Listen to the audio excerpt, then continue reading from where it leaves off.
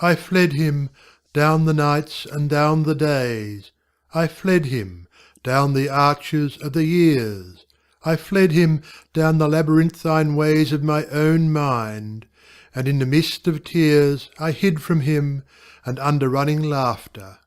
Up vistaed hopes I sped, and shot, precipitated, adown titanic glooms of chasmed fears, from those strong feet that followed after. But with unhurrying chase, an unperturbed pace, deliberate speed, majestic instancy, they beat, and a voice beat more instant than the feet. All things betray thee, who betrayest me. I pleaded, outlaw-wise, by many a hearted casement, curtained red, trellised with intertwining charities, for though I knew his love who followed, yet was I sore adread, lest, having him, I must have nought beside. But if one little casement parted wide, the gust of his approach would clash it to. Fear wist not to evade, as love wist to pursue. Across the margent of the world I fled, and troubled the gold gateways of the stars, smiting for shelter on their clangèd bars. Fretted to dulcet jars and sylvan chatter the pale ports of the moon. I said to dawn, "Be sudden," to eve, "Be soon." With thy young sky blossoms heap me over from this tremendous lover. Float thy vague veil about me, lest he see. I tempted all his servitors, but to find my own betrayal in their constancy, in faith to him, their fickleness to me, their traitorous trueness, and their loyal deceit. To all swift things for swiftness did I sue, clung to the whistling mane of every wind, but whether they swept, smoothly fleet, the long savannas of the blue, or whether, thunder-driven, they clanged his chariot thwart a heaven, plashy with flying lightnings round the spurn of their feet, fear wist not to evade as love wist to pursue. Still, with unhurrying chase, an unperturbed pace, deliberate speed, majestic instancy, came on the following feet, and a voice above there beat, "Naught shelters thee who will not shelter me." I sought no more that after which I strayed in face of man or maid, but still within the little children's eyes seems something, something that replies, "They at least are for me, surely for me." I turned me to them very wistfully, but just as their young eyes grew sudden fair with dawning answers there, the angel plucked them from me by the hair. "Come then, ye other children, nature's, share with me," said I, "your delicate fellowship. Let me greet you lip to lip. Let me twine with you caresses, wantoning with our Lady Mother's vagrant tresses, banqueting with her in her wind-walled palace, underneath her azured dais, quaffing, as your taintless way is, from a chalice, lucent weeping out of the day-spring." So it was done.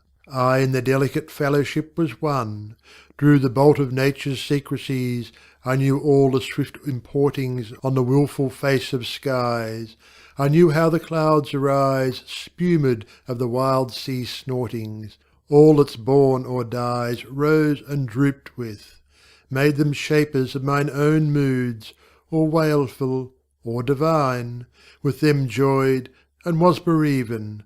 I was heavy with the even, when she lit her glimmering tapers round the day's dead sanctities. I laughed in the morning's eyes, I triumphed, and I saddened with all weather. Heaven and I wept together, and its sweet tears were salt with mortal mine. Against the red throb of its sunset heart I laid my own to beat, and share commingling heat. But not by that was eased my human smart. In vain my tears were wet on heaven's grey cheek. For we know not what each other says, these things and I. In sound I speak, their sound is but their stir, they speak by silences. Nature, poor step-dame, cannot slake my drouth. Let her, if she would owe me, Drop yon blue bosom veil of sky, and show me the breasts of her tenderness. Never did any milk of hers once bless my thirsting mouth. Nigh and nigh draws the chase, with unperturbed pace, deliberate speed, majestic instancy, and past those noised feet a voice comes yet more fleet. Lo, naught contents thee, who contentest not me. Naked I wait thy love's uplifted stroke. My harness, piece by piece, thou hast hewn from me, and smitten me to my knee. I am defenceless utterly. I slept, methinks, and woke, and slowly gazing find me stripped in sleep. In the rash lustihood of my young powers, I shook the pillaring hours, and pulled my life upon me.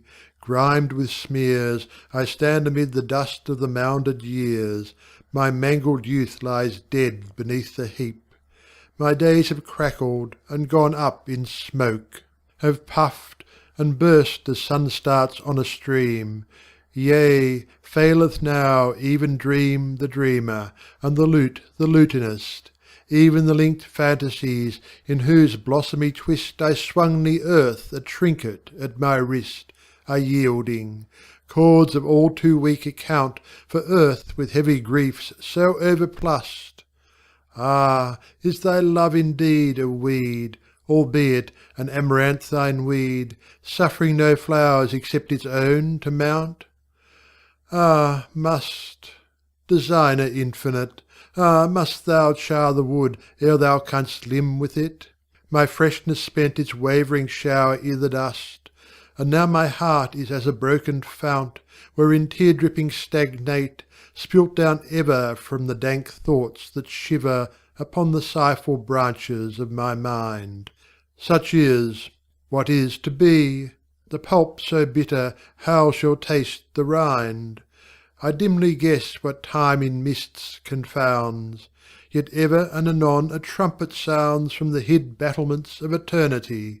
Those shaken mists a space unsettle, then round the half-glimpsed turrets slowly wash again, but not ere him who summoneth I first have seen, enwound with glooming robes purpureal, cypress-crowned.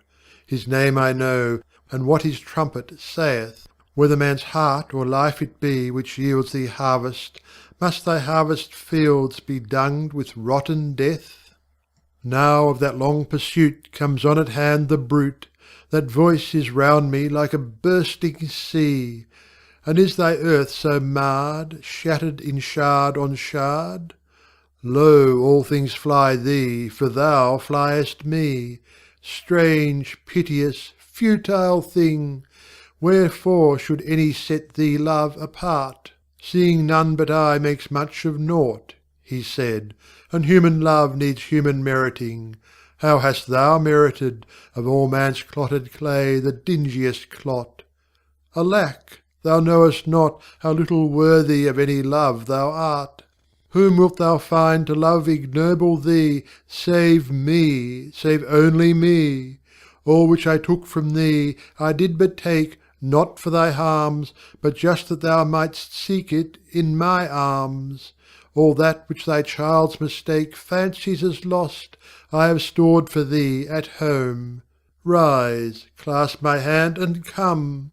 Halts by me that footfall, is my gloom after all shade of his hand, outstretched caressingly? Ah, fondest, blindest, weakest, I am he whom thou seekest.